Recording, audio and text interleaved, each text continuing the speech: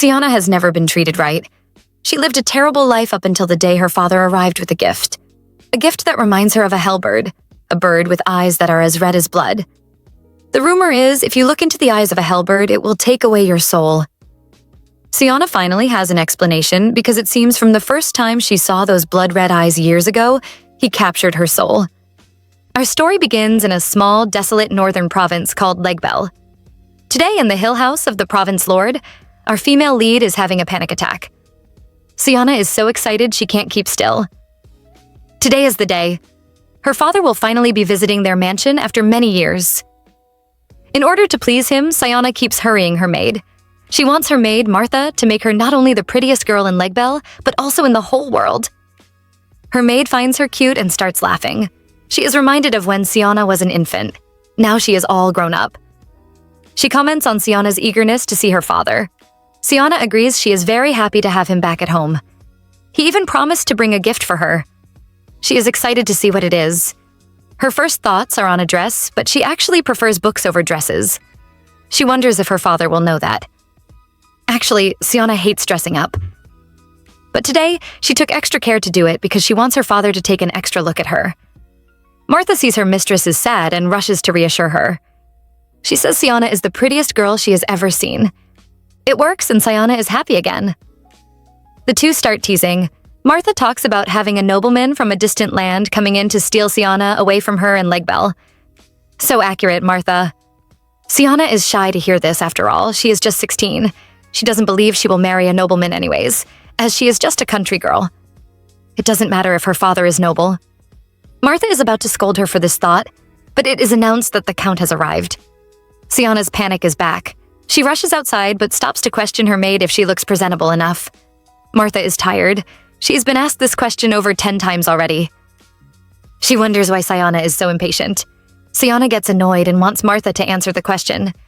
She reminds the maid that though they are close, she is still her mistress. Martha isn't offended and reminds Sioanna she is indeed her master and the mistress of Legbel. She should have nothing to fear. She wants her lady to be confident. Her words work and Sioanna goes out boldly to welcome her father. This confidence doesn't even last long before it is killed, because standing outside in front of the door is her elder brother, Eli. Just one look at his mean face and Sioanna is already panicking. Eli is not the sweet elder brother you imagine. As soon as he sees Sioanna, he starts shouting at her for being rude. Apparently, she isn't supposed to look him in the face. No matter how much Sioanna apologizes, he still acts offended. He demands to know how she can stay in his house and be surprised to see him. He calls it an excuse. We might have believed his act if it weren't for Martha's thoughts exposing him. It turns out Eli is an addicted gambler. He spends all his time in the gambling house, both night and day. You really can't blame Sioanna for being surprised. But Eli isn't done yet. He seems to take fun in torturing his sister. He starts to insult her appearance and says she looks unpresentable. Both her hair and her clothes are a mess. He cruelly asks which man would want to marry a girl like her. Sioanna is hurt by his words. She knows the amount of effort Martha put in to make her look like this. She even woke up 2 hours earlier to prepare. So why does her brother have to be so cruel every time? She finds it terrifying to speak to him. The siblings are still glaring at each other when their father, Count Twain Evgen, arrives. He seems happy to see his children waiting for him, but scolds them for staying in the cold. Before Sioanna can greet her father, her brother rushes to block her. He acts so gracious, like a real noble son. Who would believe he was just abusing his sister seconds ago? Sioanna is used to this already. She is determined not to do worse than Eli. She approaches her father and tries to greet him. However, out of fear, she stammers a lot. It doesn't matter because, as always, she is ignored. Her father doesn't even look at her. He just continues speaking to her brother. He wants to know how the province has been. Eli takes credit and says he has been in charge, maintaining it. Behind them, Sioanna is feeling bad. She considers herself useless. She stammered in front of her father again. And this is after Martha even tried to help her to calm down. She thinks she is an idiot, and maybe that is why everyone treats her like a nobody. Just like he promised, Count Twain is here with a gift. It is time for the Count to reveal the surprise he got for his children. He tells his servant, Joseph, to bring in the boy so introductions can be made. After all, he would be joining their household soon. Eli isn't happy to hear this, and he looks visibly upset. He wants to know what exactly his father is talking about. What boy? Count Twain replies that this is the gift he prepared for them. Sioanna hears this and regains a little bit of hope once again. She wonders what kind of gift her father prepared for them. Well, she doesn't have to wait long. The gift is finally here. What she doesn't expect is the boy pushed violently into the room. What she first notices are his dirty legs. He is standing directly in front of her. Sioanna is shocked and wonders whose child this is. He looks like a mess and there are wounds all over his body. While she is looking at him, she notices a mark on his wrist. It is the sign branded into the body of the slaves of the Caspian Empire. She finds it unbelievable that her father would get them a slave. Just then, the boy looks at her and their eyes met. Sioanna is shocked into looking away. She is a bit terrified because the boy's eyes are red. It gives her the feeling of looking into the eyes of a hellbird. While Sioanna might have been polite in her description of the strange new boy, Eli isn't. He directly covers his nose and calls the boy Stinky. He wants to know where his father got this thing from. Count Twain isn't bothered by his son's reaction. He is even proud of the slave he brought back and wants his children to praise him for it.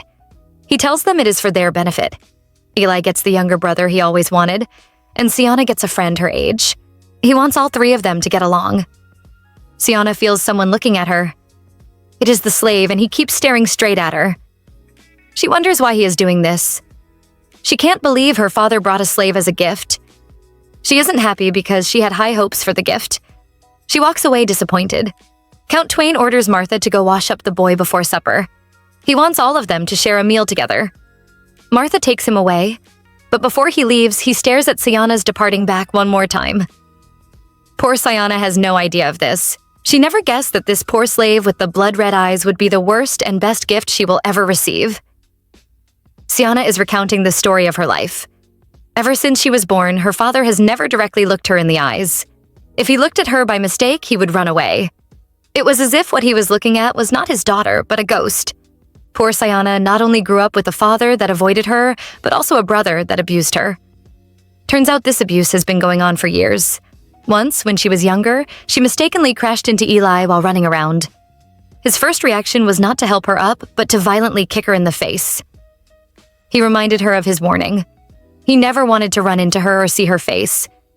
Just from her bumping into him, he feels like he has become dirty. To Eli, his sister is a ghost, a bad omen. After all, if it wasn't for her, their mother would never have died. Sioanna could only sit on the floor trembling. Even when she returned to her room, the 5-year-old hid in a corner. She was really worried and asked her nanny if she was really a human being or a ghost sent to haunt their home. Maybe she really is just a monster who killed her mother just to get into this world. Martha is heartbroken when she hears this. She doesn't want Sioanna saying such things. She tells our girl that her brother and father are just grieving and going through pains. Once they heal, her father will be able to look at her again. Even her brother will grow into a reliable lord. She believes Sioanna is going to be so loved. After all, she looks so much like her mother and is beautiful. But however nice the words Martha said were, Sioanna never believed it. Back to the present, and Eli is still feeling irritated. He can't believe he is about to share his meal with such a thing like this slave. Twain isn't any better, and says Eli should learn to be more kind and generous to people below them. He calls himself noble. He points out that the new slave boy looks more presentable now that he has been cleaned up. The two talk and laugh as if the person they are talking about isn't sitting right next to them. Only Sioanna is really concerned about the boy. She notices how bad his scars look and is worried he won't be able to eat. It is going to be too painful. She is staring at him so much he notices and looks back at her. Sioanna is flustered and quickly looks away. She is shy but pretends not to care, wondering how a slave could be so rude as to look a noblewoman in the eyes. Everything is going smoothly until Eli notices the slave isn't eating. He immediately gets angry, calling the boy ungrateful. According to him, a servant boy they picked from the streets should be grateful. The boy is trembling but has no choice but to pick up his fork. Before he can eat, someone suddenly stops him. Sioanna exchanges the boy's food for some soup. To cover up her actions, she declares the boy is not worthy enough to eat such expensive food. In her mind, she wonders what is wrong with her. She is never one to stand up for other people. She needs to ignore the servant boy, shut up and eat her own food. She might think like this, but her body is more honest.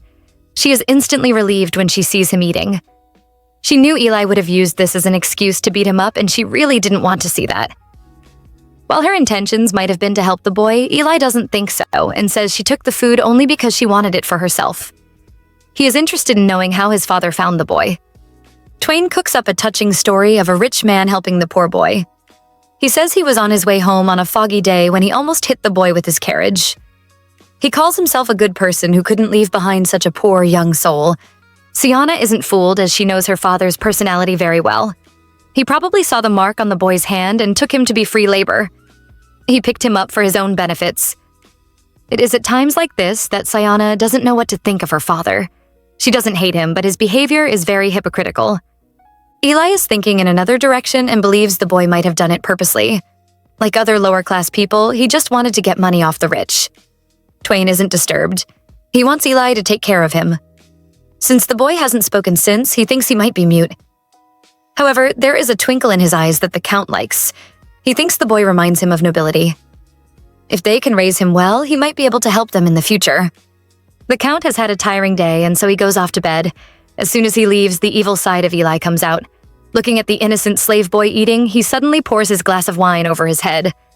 Both the boy and Sioanna are in shock while Eli finds it funny. He laughs and calls the boy mean names like dirty rat. He finds it annoying his father likened the boy to nobility. Sioanna is disgusted by her brother. He is almost 20, but yet still finds such childish things fun. He never grows up. When Eli finds out Sioanna isn't finding his actions funny, it makes him annoyed. It isn't enough for Eli to humiliate the boy alone. Now he wants Sioanna to join him. He calls her over to deal with this thing beneath them. His instructions are simple. He wants her to kick the servant boy. Sioanna is frightened by this. Eli wants her to straighten her back and spit on the boy. And not only that, but to also hit him. He says these are actions she should be familiar with as they have been done to her. We have just seen Eli ordering his sister to hit the servant boy. He wants her to do it so they can put the boy in his place. Left with no choice, Sioanna approaches the boy. But in a place where Eli can't see, she tells the boy to pretend. She isn't really going to hit him. He just needs to act as though she did. After doing this, she kicks the chair hard and the boy falls down. She is scared by how hard he fell. Eli is happy with it, however. He laughs loudly and tells Sioanna all her times being hit has paid off. Nothing like first-hand experience. On the floor, the servant boy sees this and closes his eyes tiredly. It turns out our little servant boy also has a past. His name is Etienne Barinhart, and he is the second eldest son to the Duke of Barinhart in the Urzeka Empire. Now, how did such a noble child end up as a slave boy? Even Etienne thought he was going to live a peaceful, wealthy, but boring life forever. His father had 4 children, and all of them were extremely close. The custom was for the eldest male to receive the inheritance. None of them had any issue with that. Or so he thought. Which was why he never expected the bloodbath that came later on. He still remembered his last conversation with his little brother, Edwin.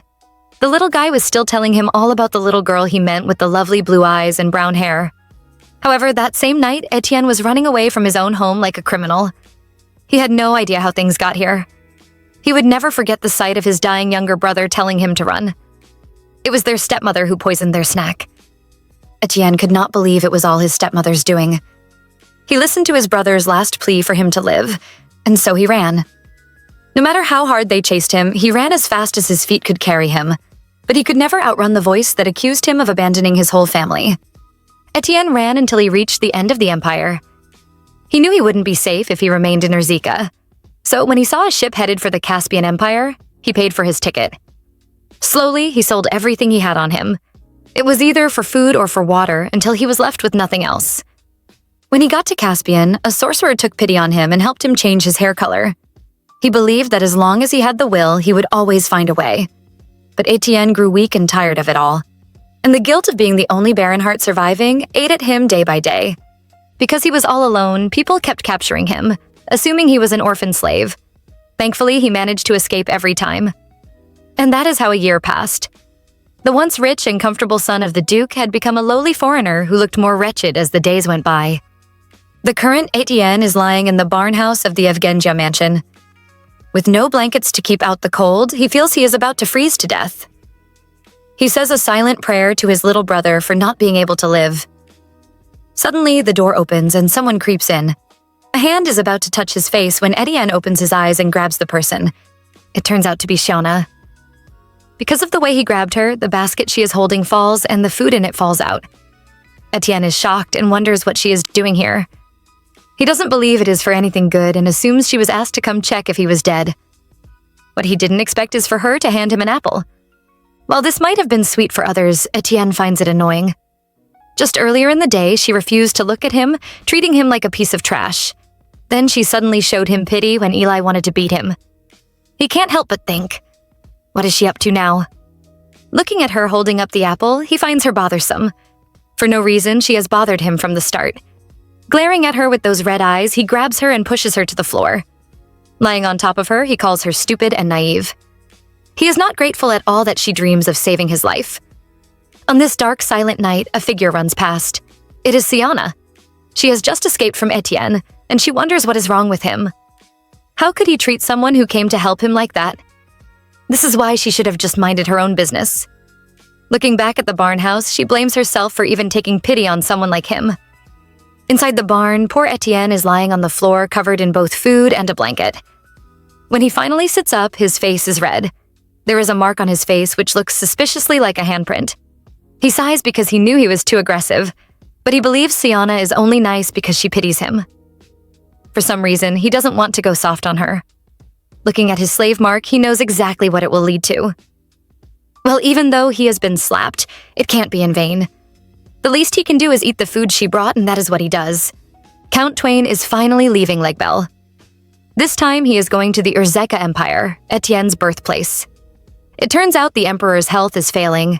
Twain needs to go there and ensure their family remains in the good books of the royal family. He doesn't forget to praise Etienne. He wants him to remain loyal to Eli because he believes his son will be a duke one day. Because Twain spoke to the slave, Eli is angry. Sioanna is also jealous that her father is paying more attention to the slave boy than he has ever shown her. It is so annoying. As soon as the count leaves, Eli immediately turns to go into town. Of course, he is going out to gamble and have fun. Becoming a duke indeed. He warns his sister to stay back at home. He walks away, but suddenly comes back and calls Etienne. We think he wants to speak to him, but he unexpectedly punches him hard on the face. Sioanna dodges in fear and is really disgusted with her brother. Why would he do something like that out of the blue? What is wrong with him? Eli arrogantly tells Etienne he would never need his services. Not now and never in the future. To him, Etienne is just a servant. He wants the boy to stay out of his sight. If he ever catches him, he will beat him up. The two men leave in opposite directions, leaving a confused Sioanna behind. Our poor female lead stares at their leaving backs and has no idea what to do. Sigh. She really hates being put in such situations. Sioanna is still affected by what she saw. Even though Martha has prepared some tea to make her relax, she is still shaken. The maid is tired of Eli's behavior, running straight to the gambling house as soon as his father leaves. She finds it unfair to her mistress. Because contrary to what Eli said, it is Sioanna who has been taking care of the affairs of Legbel. Seeing Sioanna saying she has a responsibility to the land, Martha finds her really similar to her mother. Now it is Martha's turn to leave, and before she does, she warns Sioanna to avoid the new slave boy. For some reason, she thinks he is bad news. Sioanna is surprised by this sudden warning and wants to know what happened. Martha can't point out anything except for the way he looks. She warns Sioanna never to look into those red eyes. It is just like the story of the Hellbirds. Sioanna smiles nervously. She is afraid of what her nanny would say if she knew what happened last night. After all, she stared into those eyes while he insulted her. Sioanna is suddenly shocked. Last night, Etienne insulted her. That means he isn't mute. As soon as she realizes, she becomes angry. She says he is tricking their family and goes to find him to give him a piece of her mind. He also has to pay for harassing her. Sorry, who was the one they just warned to avoid him? Etienne, who has no idea a hurricane named Sioanna is coming his way, is busy taking care of the sheep. If the Viscount Eli is going to keep behaving like this, Etienne thinks he might have to run away. Leaving in the streets should be better than this. Sigh. His head is still spinning from that blow. Unfortunately, here comes someone to make it spin even worse. Sioanna is here and she starts screaming at him as soon as she sees him. He is so shocked, he drops the broom he is holding. She orders him to remain where he is and not to move. While she thought she was being controlling, Etienne finds her different. Normally, it would have been him being told to come over. Sioanna has finally gotten to where he is. This is her time to regain her dignity. She imposingly asks for an apology. She says he deceived her family and spat on their kindness. She has never met such a brash servant like him, but no matter how much she talks, he just keeps staring at her with a blank look. Sioanna finds this especially annoying. He always has this look. She tells him he can't scare her off with that look of his. Well, truthfully, it really is scaring her. To make him see she isn't afraid, she marches up to him. Because she is rushing, she doesn't notice the tree branch on the floor. She trips over it and suddenly falls down on her face in front of Etienne. So much for regaining your dignity, girl. Even Etienne is shocked by this change of events. He looks nervously at the girl on the floor. He doesn't know what to say. Our female lead finds it very embarrassing. Look, her eyes are so huge she is about to cry. She tries to get up but can't. She seems to have sprained her ankle and it hurts really badly. Seeing the poor girl struggling on the floor, Etienne feels his brain stop working and he does something he would never have done. He gets on his knee and turns his back to her. He wants to carry her. Sioanna is struggling, but this time in her mind. She can tell he wants to carry her, but she shouldn't be seen hanging around with a servant boy. But like I always say, the body is more honest. Sioanna, who couldn't stand up a while ago, suddenly seems to have received divine strength. She climbs on his back. She is surprised because he is actually a lot stronger than he looks. He is carrying her so easily. She can already hear what Eli would have to say about this. He would call her lowly and pathetic, a shame for hanging out with a servant. She can't even understand it herself. Why is a grown-up like her getting a piggyback ride? Nanny Martha is back and is looking for her mistress. Just as she approaches her ladies' room, she hears some words that almost give her a heart attack. I almost got one myself. She hurries up to check and is instantly enraged by what she sees. Her lady is in the room alone with the servant boy. And not only that, he is holding her foot. At that moment, even a fire-breathing dragon won't stand a chance next to Martha. She rushes over like she is about to eat Étienne up. The poor boy is so scared, he quickly runs away, leaving Sioanna to calm her nanny down. After the chaos has ended, Sioanna explains that Etienne was just helping her. She says she fell while on a walk. Of course, she won't tell her nanny she embarrassed herself when she went to challenge him. Martha doesn't believe her. It is too much of a coincidence that this happened when she left the house. She is afraid Etienne might have deceived her mistress and done some unspeakable things to her. Sioanna is horrified by how wild her nanny's imagination is and rushes to assure her nothing like that happened. But now she is doubting herself. It seems Martha was afraid for the wrong person. Why, it should be poor Etienne she would be worried about. Look now, a certain someone is hiding behind a tree and stalking him. Of course, he notices that person straight away and wonders what is wrong with Sioanna now.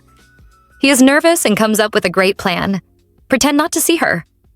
Our dear Sioanna, who has been hiding behind the tree, is instantly angry. She scolds him for not greeting her when he already noticed her.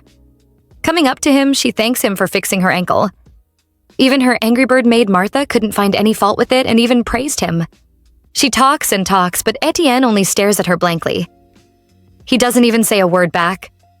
She finds this very awkward. With no idea on what else to do, she raises her hand and starts scolding him. It is his turn to apologize, she says. She reminds him of what he did that night. He dared to touch her when he is of lowly birth. She keeps poking his chest as she talks. As expected, the poor boy starts blushing and looks away shyly. Sioanna doesn't understand what is wrong with him now. And so she wrongly assumes he must be finally scared of her. Sigh, you innocent girl. Sioanna is feeling good with that thought. She becomes arrogant and promises not to tell anybody about that night. After all, Etienne could lose his life if anybody heard about what happened. She seems to have forgotten that there is also a punishment for a girl who sneaks out to see a male servant at night. Looking at the proud girl who walks away thinking the slave boy is finally scared of her, Etienne finds her adorable and smiles. He suddenly catches up to Sioanna before she walks away and with a smooth bow offers her his apology. Sioanna is starstruck just staring at him. She even starts blushing. She pretends to be tough, but inside, she is very happy. He finally called her, my lady. She doesn't understand how he can be so scary sometimes. He is totally different right now. She says she will forgive him just this once, but he must never do it again. He finds her arrogant look quite silly and makes a face at her. Unfortunately for him, she catches him doing it. She decides he has to be taught a lesson. Of course, Etienne is eager to see how she would do that. And the only idea our little female lead could think of to punish him is to make him her personal servant. This naive child. From now on, she says Etienne has to listen to her. He must do anything and everything she tells him to do. After explaining his job to him, she grabs his hand and takes him on a tour of Lake Belle. Sigh, what a hard punishment. The two go everywhere, from the streams to the town to the barn and finally to the hills. And for the second time since the year his family was murdered, Etienne is finally feeling some happiness. Looking at him smiling, Sioanna finds him very pretty. And so, as is Sioanna's custom, she writes a letter to her dead mother. Something significant has finally happened in her dull life. Her father has brought back a new slave boy. Sioanna has never met a boy her age, and this one has red eyes. Martha has been saying she shouldn't get close to him and should never look into his eyes, which resemble that of a hellbird. But Sioanna wonders why she should do that. She is the mistress of Lake Belle. Everything on this land, even the last dust, all belong to her. So why should she avoid this servant boy? Instead, someone like him. Someone who stops her from running into a rose bush because its thorns are dangerous. Someone who cut a flower for her from this same bush without a care for himself. Someone who goes on one knee to present her with a flower? She should get a boy like that wrapped around her finger. Sioanna must have discovered the perfect use for her personal servant.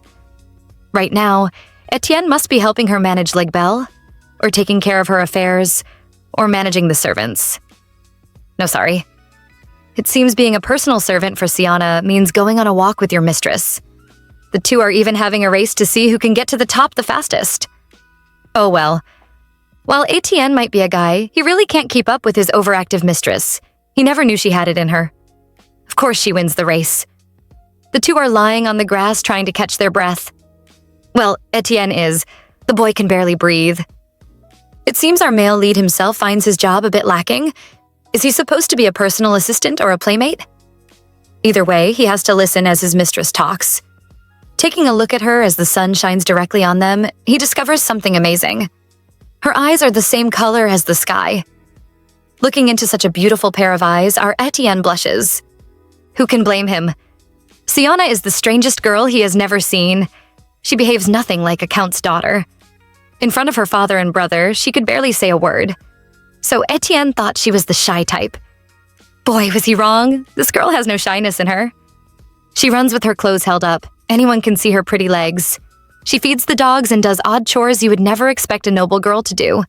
She would even show off her outfits to him and share her lunch with him. She is truly out of control.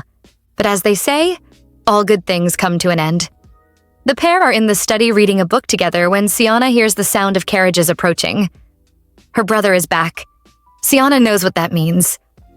She quickly hides Étienne in the closet and warns him not to come out. Thankfully, she is quick enough because her brother comes storming in at the moment and begins to slap her. Étienne is in pain when he hears this. He considers opening the door to defend her, but he is too weak. Eli has heard the rumors of his sister hanging out with the servant. Imagine what would happen if he caught them together. Sioanna is punished to hold up a load of books and kneel. He mentions how badly she smells now. It must be because she has been playing around with that servant. Sioanna won't allow anyone to talk down about her friend, and so she defends him. It only earns her another kick from her brother. He even has a disgusting thought that the two have started fooling around intimately. Sioanna is disgusted her brother would think of such a thing. She swears on the goddess's name that she is still pure. Eli reveals he doesn't expect anything less from her. For him, her only importance is her looks. She has to find a noble family to marry into. Becoming the wife to a noble man is her only purpose in this family. He pushes Sioanna to the floor after saying that and orders her to return to her room. He wants her to practice some girly things. He is really disgusted by her and calls her a useless freeloader. Excuse me, who is the one playing around and gambling? All these have been heard by our dear Étienne. He is feeling broken. He wasn't able to protect his family. And now he can't protect his mistress either. He is the real useless one here. He might have expected Sioanna to avoid him, but she comes looking for her right after. She is all bandaged up and wants him to follow her for a walk. She says she needs protection. He wants her to stay away from him because he smells very badly. Sioanna isn't bothered by that. She tells him it is nothing a simple cleaning up won't take away. She doesn't want him to take anything Eli says to heart. As she points out, no one comes to visit her anyways. Etienne is captured by her pitiful look. Ever since he came here, he has thought about running away every single day. So then, why is he still here? He has found out the reason now. He will stay as long as he can be of any use to Sioanna. Therefore, he agrees to go on a walk with her. Sioanna is very happy. She wants him to pick out another rose flower for her again. He knows a place where the flowers have bloomed and the two head there.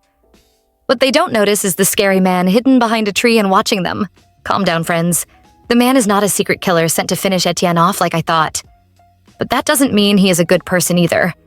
He is the butler of the Evegen mansion, Joseph. It turns out he was sent by Eli to monitor Sioanna. Now that she has disobeyed Eli's orders, he has come to take her away. And not to any good place. He is going to lock her up. No matter how angry Sioanna gets, and how hard she struggles, he doesn't let go of her. He locks her in the basement and tells her it is her brother's order. It is indeed the useless Eli's orders. He is angry that Sioanna disobeyed him and therefore wants to lock her up for 3 days. During those 3 days, the only food she would be given is breadcrumbs and water. Martha is shocked that a brother would want to do that to his sister. She is worried Sioanna would fall sick under such treatment. Even a servant knows how to care for her mistress, but Eli doesn't even care about his sister. No matter how much Martha begs, he doesn't reconsider. He even threatens to fire Martha if she continues begging for Sioanna. He cruelly tells her to follow his orders as that is the only way to protect her mistress. All he is obsessed with is being master of Legbell. Funny, because he can't even handle the work that comes with it. A shocked Martha is sent out of the room. She notices someone standing outside waiting. It is Etienne.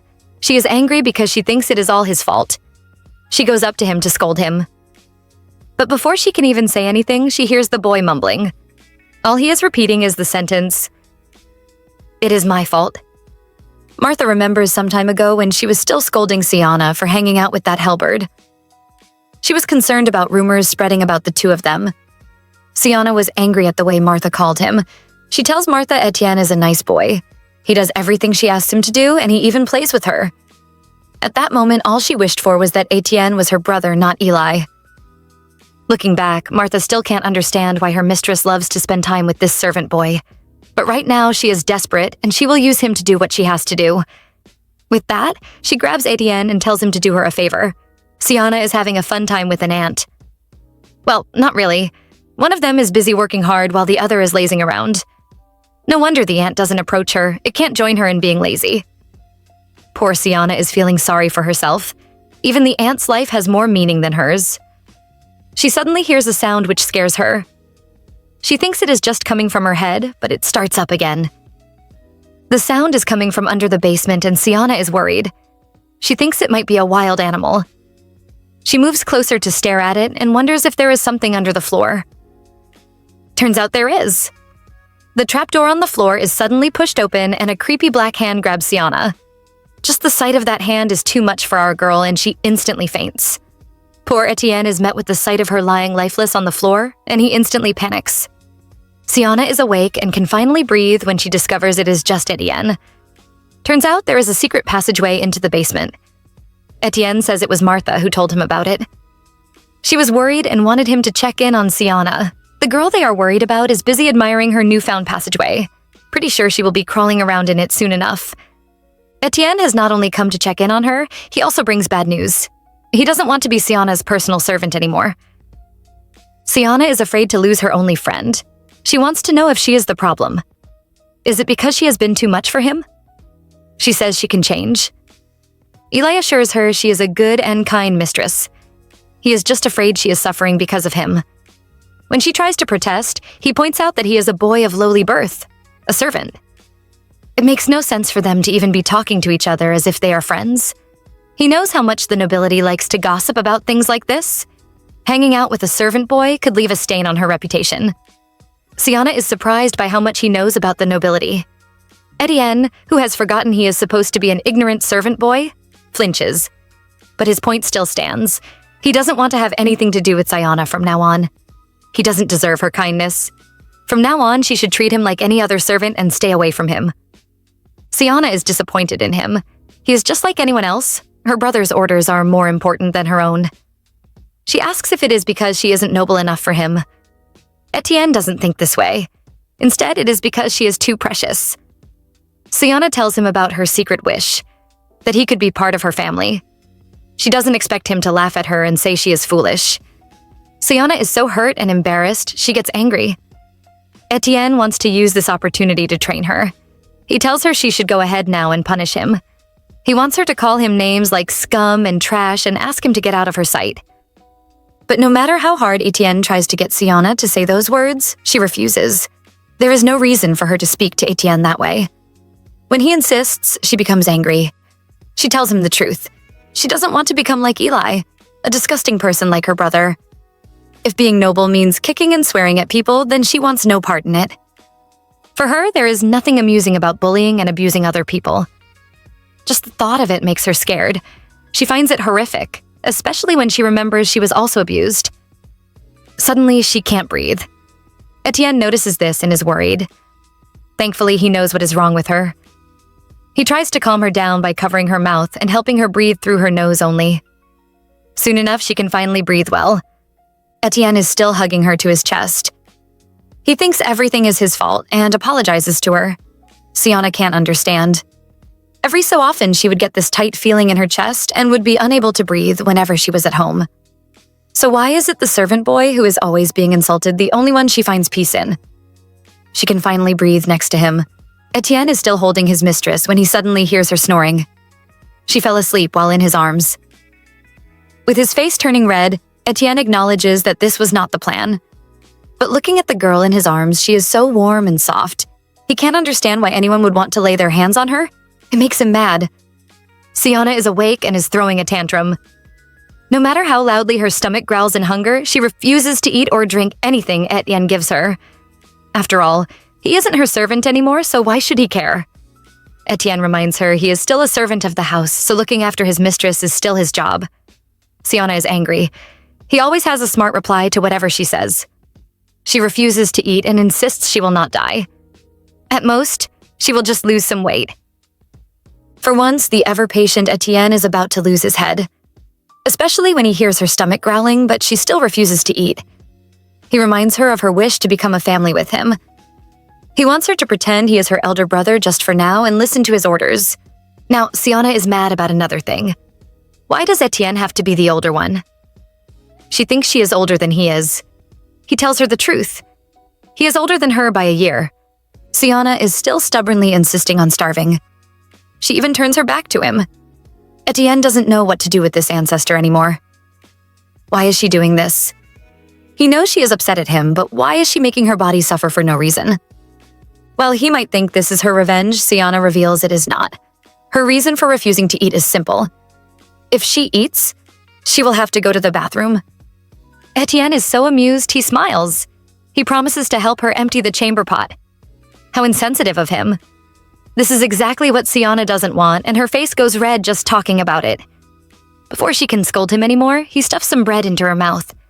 He playfully says people are going to find out he is down here if she keeps screaming like that. Sioanna just wants to beat him at this point. He is so arrogant and annoying. But the bread tastes so good. In fact, she starts crying while eating it. Seeing her trembling back, Etienne can't hold it back anymore.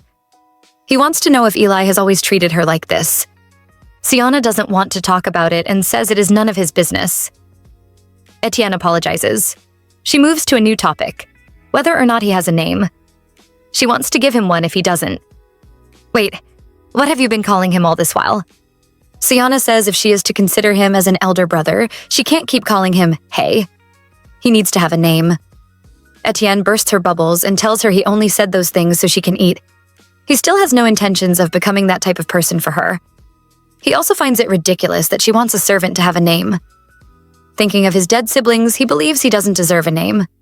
Sioanna, who has no idea what he is thinking about, doesn't understand why he doesn't want a name. All their servants have one. She doesn't want him to be called Hellbird. She leans closer to stare at him, but he suddenly starts laughing. She is confused about what happened. Turns out there were some crumbs on her lips and he wipes it off for her. He tells her if he had a younger sister like her, he would definitely take better care of her. He believes he could love her. He moves closer to her and whispers his name in her ear. He warns her not to tell anyone else, though. This is to be their little secret. Unfortunately for our girl, after spending 3 days in a cold and stiff room, she fell terribly sick. Body aches, chills, and fever. She would drift in and out of sleep in pain. But every single time she wakes up, there will always be a rose on her pillow. Of course, Sioanna is aware of who is dropping it. The next day, Étienne is back to drop off another flower for his mistress. However, before he can leave, the girl who seemed to be asleep suddenly grabs his hand. She scolds him for sneaking into a lady's room, but it is clear she isn't angry. She tells Étienne her feelings. She has gotten so used to Eli's abuse that this pain is now only temporary for her. But she has found a new kind of pain that would remain eternal to her. The pain and loneliness that will come if Eli stops playing with her. She begs him not to leave her alone. Étienne is touched and grabs her hand. He goes on his knees before her and promises never to disobey her orders. And just like he promised, he stayed by her side. Even as seasons changed and they grew older, he never left her side. A year has passed, but our dear Sioanna's habit of harassing Étienne has not. Right now, she is complaining about how tall he is. She is starting to wonder if he is really 18 years old. Look at him. When they first met, she didn't have to bend her neck this much just to see his face. While Sioanna still treats Étienne the same way, he isn't able to. Right now, he thinks she is too close. She finally steps away from him as she expresses her happiness that he is still part of the family. She warns him not to forget his duty as her personal servant. He promises not to, as long as she keeps treating him this way. Sioanna decides to tease him and asks him if he enjoys spending time with her. Once again, she gets too close. Now Étienne is staring directly at her fair chest. Étienne turns red. He can't believe what he is thinking. He immediately turns away and slams his head into the wall. Sioanna is terrified and wonders if he is going crazy. Look, he is even bleeding. A few minutes later, and a bandaged-up Étienne is meeting with the Count. Count Twain is impressed by what he sees, especially now that Étienne can talk. But there is something that keeps disturbing the Count. It is the way Étienne carries himself. Ever since the day he met the boy, there seems to be an inborn dignity that he just can't hide. The Count has always been a crafty and sharp man. He didn't just call Étienne here to see him. Instead, he wants to find out more about him. He mentions that while he was in Urzeka Empire, the people there were almost dying from worrying over a lost child. Just hearing this puts Étienne on guard. The Count says the boy should be around Étienne's age and is the son of the Baronhardt family. Étienne is about to go mad, but he controls himself. He denies having anything to do with Urzeka Empire. He insists he is a lowborn servant and has no idea of such stories. He apologizes for not being able to help the Count. Twain smiles and says the boy they are looking for has blonde hair and red eyes anyway. It seems he has given up on the thought that Étienne is the missing boy. He wants him to keep working hard for their Evegen family. Étienne can barely walk after that meeting. He can't believe those crazy people are still looking for him and spreading word about it. He can never forget his stepmother, Katrina, who killed his whole siblings just to make sure her son would be the one to inherit the family fortune. For Étienne, the place he called home no longer exists anymore with his family dead. He hears some voices coming from a room. He heads there and sees it is Siana and her instructor. The woman is supposed to prepare her for her introduction into the society. It seems Siana is failing at it. The teacher keeps scolding her, making Siana upset. Seeing Siana looking like that makes Étienne mad. He hates seeing her like that. He is tired of all the noble families, including Baronhardt and Evgenja. He isn't concerned about being the heir to a family fortune or inheriting the title. Staring at Siana with a crazy look on his face, he vows to be her family and stay by her side forever. Étienne is looking at the little bird that has taken over his home. The bird is even cuddled on his bed and is using his pillow. Étienne wants to know why Siana has taken over his home. She arrogantly replies that everything here is hers since she gave it to him. The next second, she reveals a weak side. She is afraid and uncomfortable. Her brother hired a bunch of strangers to come and work on the mansion in preparation for her debutante ball. She is secretly wondering where he got the money from. Étienne is concerned and wants to know where her brother is. Of course, Eli is missing. For some reason, he seems to dislike the countryside very much and prefers to stay in Highbell. Siana is sure he has a home there, but she isn't concerned. She's even happy. It is better for her if he stays away. While his sister is uncomfortable because their home is filled with strangers, Eli is having a fun time with his new lover, Elizabeth de Mory. The two are meeting secretly. Eli is concerned and asks why she is staying in such a rundown place. Elizabeth starts complaining about her father. She can't be at home any longer because all her father does is speak ill of Eli. She thinks he is making up lies now as he says Eli is a gambler who has a huge amount of debt piled up. Eli is trying to paint the image that Elizabeth's father is just against their love. He says it is understandable as he is just a viscount from the countryside, while she is from a well-respected noble family. Elizabeth is annoyed to hear this and tells him to stop saying such things. She vows that all she wants is to be with the man she loves and live happily forever.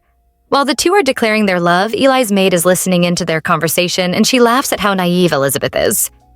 Elizabeth is the only daughter of Marquis de Mori, the most powerful noble in the Caspian Empire.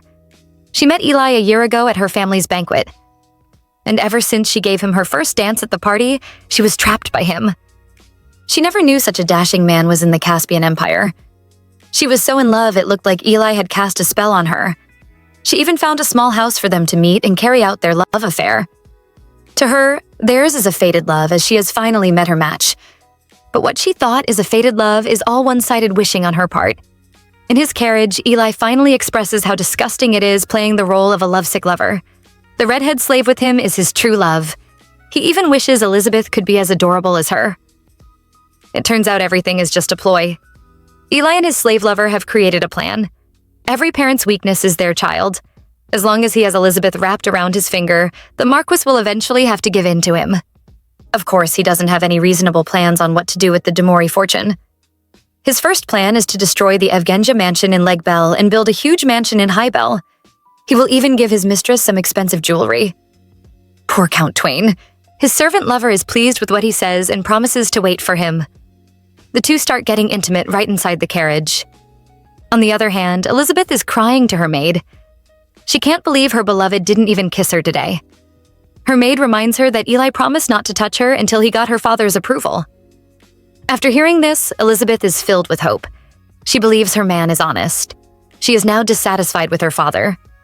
She can't understand why he refuses to give them his approval. He even rejected the proposal of Count Noah, the most eligible man in their empire. Her maid reminds her Count Noah is not a good person. Elizabeth should be thankful she didn't marry him. She says she knows that, but insists Eli is different. He might be poor, but he is well known for his good character. She wonders if there will ever be a man that will satisfy her father. Or is she destined to remain an ornament paraded around for the de Mori family? She really wants to escape. At the Evgen estate, Sioanna is nervous. She has just received a pretty bouquet of flowers from Highbell. However, she has no idea who sent it. Martha believes it might be from her brother or father. Sioanna wants to know if Martha truly believes either of those men would send her something like this. The maid goes quiet. She isn't giving up and brings out another theory. It might have been sent by one of the gentlemen who saw the picture Eli made of Sioanna for her ball. Sioanna doesn't believe a picture drawn on a tiny paper by a no-name artist can have that much of an effect. The two women continue arguing about where the flowers came from. They have no idea someone is listening in on them. Hearing Sioanna has received a bouquet of flowers, he is discouraged and hides his single rose away. He returns back to work and overhears some men talking about Eli. The Viscount is owing a huge debt to Count Noah. Now that the Count is financing Sioanna's ball, it is very obvious what happened. Eli must have sold his sister out to pay off his debts. The men can't believe Eli would work with someone as evil as Count Noah. It turns out Sioanna's party is not a ball, but a matchmaking arrangement. Etienne finds the name they mentioned familiar. There is only one Noah he knows from Caspian Empire, Pierre Noah. A flashback to when our male lead first arrived at Caspian. Etienne wakes up in a strange place. The first thing he notices is the strange mark on his wrist. He is confused about what it is and at first thinks it was made by a branding iron. However, it is made from a spell. He overhears a conversation from outside his room. Some men seem to be talking about Count Noah. One of them is dissatisfied with how he is being treated by the Count. The other warns him not to keep talking like that if he still wants his life. The first man isn't pleased and says Noah's secret can't be hidden forever. He wants to turn Noah in. Etienne tries to remember where he heard that name from. It was from his father who wanted him to remember the name. Count Noah is a bad man, a man who gained his wealth through human trafficking and drugs. But no matter how many rumors there are about him, there is never enough evidence to convict him. Back to the present, Étienne is teaching his mistress how to dance. Or rather, He is supposed to just stand there while Sioanna uses him as a prop. But guess who forgot he is not supposed to have any idea about ballroom dancing? When Sioanna questions him about this, he lies and says he learned it from watching nobles dancing. Sioanna isn't a fool to so easily believe him. There is no way he can learn to dance so well just by watching people. She has noticed something strange about the way he behaves and tries to ask him about him. He cuts her off and warns her to focus on the dancing. He says she has stepped on him 5 times. Sioanna is about to complain, but looking into his eyes at such close range, she suddenly feels her heart beating fast. She can't understand what is happening. She has always been this close to him and never felt this way before. But now something feels different. She is so lost in thought, she once again steps on him. She keeps apologizing and doesn't stop even when he tells her it is fine. She wants to leave while he stands there confused, wondering what is wrong. He assures her he is really fine. She confesses that she is just afraid. This will be the first time after her mother's death that they will hold a ball at Label. Yet, she can't even practice a simple dance step. She is afraid she is going to bring shame to her family. Etienne grabs her and says her dancing skills don't matter. She reminds him the skills are important because it is a ball. He tells her what the most important thing is, which she has already. Beauty. She is very beautiful. Sioanna instantly turns red and starts stammering. It doesn't get better as Étienne goes down on a knee and kisses her hand. He tells her when a girl as beautiful as her is dancing before a man and holding his hands, no man on earth will be thinking about her dancing skills. Sioanna is shy and pushes his hand away. She still believes that those men will judge her, though. They might use her dancing to measure how worthy she is as a woman. Etienne reminds her this is her ball. She is the only one who can decide who is good or dangerous and who is worth her time and efforts. These are decisions for her to make. Sioanna smiles and tells Etienne he is really strange. He says he is just a servant boy, but he doesn't act like one sometimes. She tells him something he doesn't know. For her, the most dangerous person is him. He knows how to read, dance, and is even more of a gentleman than her father and brother could ever be. For the first time, she is asking, "Who exactly is Etienne?" Our male lead is nervous, but before he can speak, Sioanna does. She tells him not to mind. She knows he will not answer her directly. Seeing her sad face, he hugs her and promises to tell her the truth one day. She wants to know if he means this, and he says he wants to. At that time, he will need her forgiveness. The great day has finally come, the day of our dear Sioanna's debutante ball. Sob, I feel like a mother sending off her daughter. I'm sure Martha feels the same way too. After she is sure Sioanna is ready, she sends her out. Sioanna enters the party with her brother. All eyes are on them. Some gossip about how handsome Eli looks while others are wondering who the girl he is holding is. Eli reminds her if her reputation is damaged here, it can never be restored. While the two are talking, a man suddenly comes up to them. He praises Sioanna for her beauty and complains about only getting to meet her now. After all, Eli did a good job of keeping her out of public eyes. He introduces himself as Noah Pierre and asks Sioanna to have her first dance with him. Enjoyed this so far? Then comment below for part 2. Until next time, ciao!